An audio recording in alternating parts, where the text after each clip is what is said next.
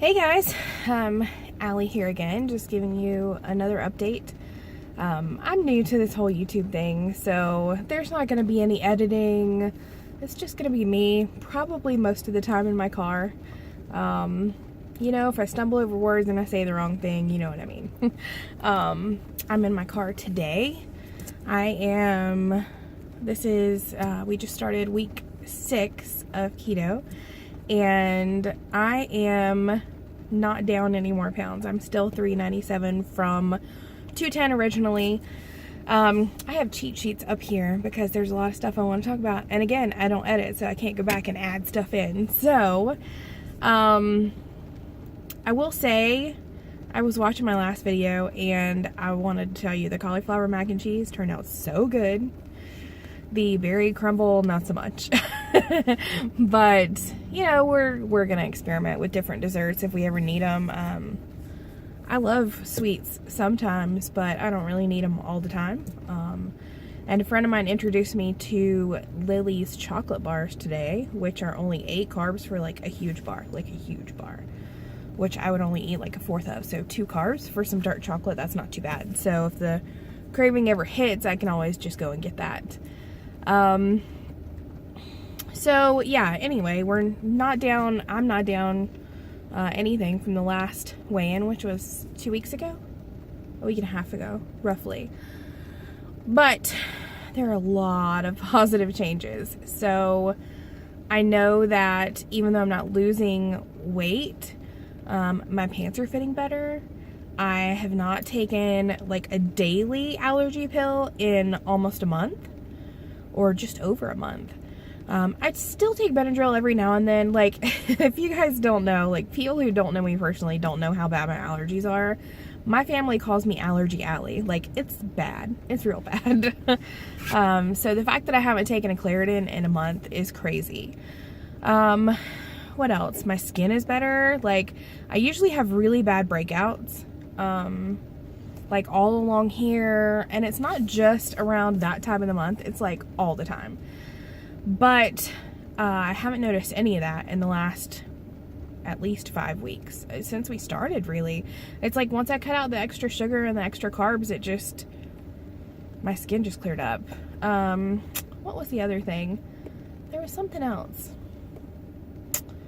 I don't remember, but there was another positive. But because of all the positive changes, whether or not I'm losing weight, I'm going to continue going, because I guess they say the first couple of weeks you lose a lot or a few pounds, and then you have a healing phase when you're doing keto where you don't lose as much. You notice increased energy. You notice your energy increases. You notice other changes that are positive, but you just don't lose as much because you're in a healing phase.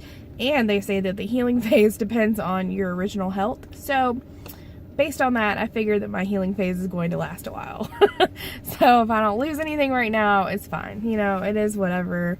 My sister and I are still doing this together. She didn't lose anything this week either. So I feel like that's what's going on, because it's happening to both of us, and we've pretty much stuck to it. I had a little cheat, not even a cheat meal, but just a cheat thing the other day, which would not have caused me to not lose, I don't think.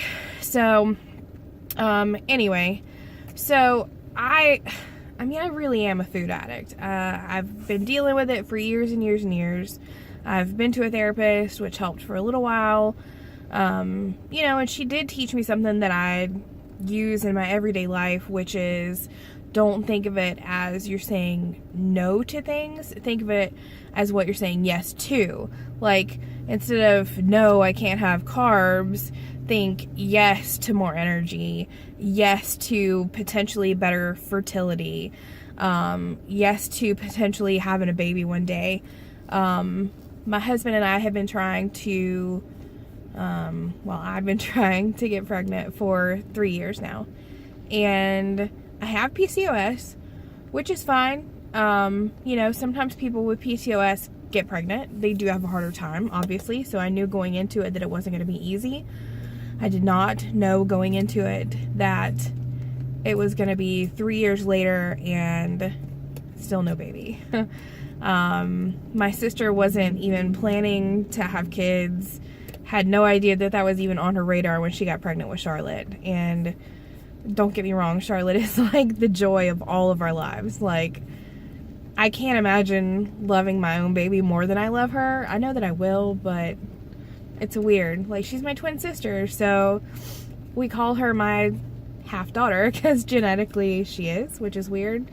But we're just really, really close. And when she had Charlotte, it was like, wow, I can't believe I haven't had one yet. And now Charlotte's 2. Like, and I'm still not pregnant. So it's tough. Some days are harder than others, but that's why I'm on this journey and I almost named this channel Journey to Baby Jones, because I mean, it's just all about that for me. You know, I want to be, there are a lot of reasons why I want to lose weight, which I'll get into, but for me, fertility and potentially having a baby is the biggest thing.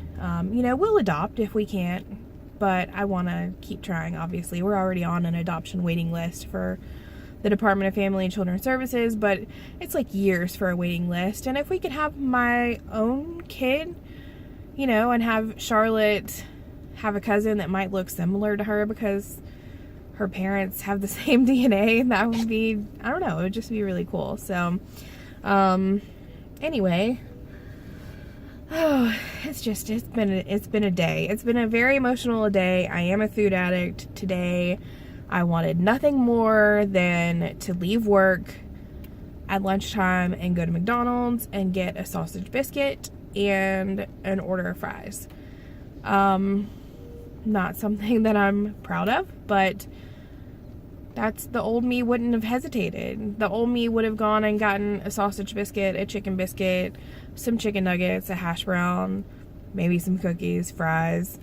Like, there's a reason that I ended up at 410 pounds, and I'm not kidding myself about that anymore. I want to be open about it. I want to put it out there, because if I keep it to myself, I'm going to keep doing it. Like, it's called secret eating for a reason, and I have a problem. But I'm getting better. I have an amazing group of girls. I created a Facebook group about 8 years ago with a couple of people that I met on MyFitnessPal that I'd never met in person. And the group just grew. We've met in person over the years, some of us. We've added family and friends, and it's just a great group. It's like 15 girls, I think, now, that we just support each other, and we're like best friends, but we're also on a weight loss journey together. And a few of us are on a Facebook message group together, and I texted my sister at first and I said, oh my God, you got to talk me out of it. I want to go to McDonald's for lunch. And because I brought my lunch today and I needed to eat what I brought. And so I was like, oh, let me hop over to the other group so that I can get the support that I need, because I need support. I need accountability. I need support until I get, I don't know, until it's a habit. I don't know.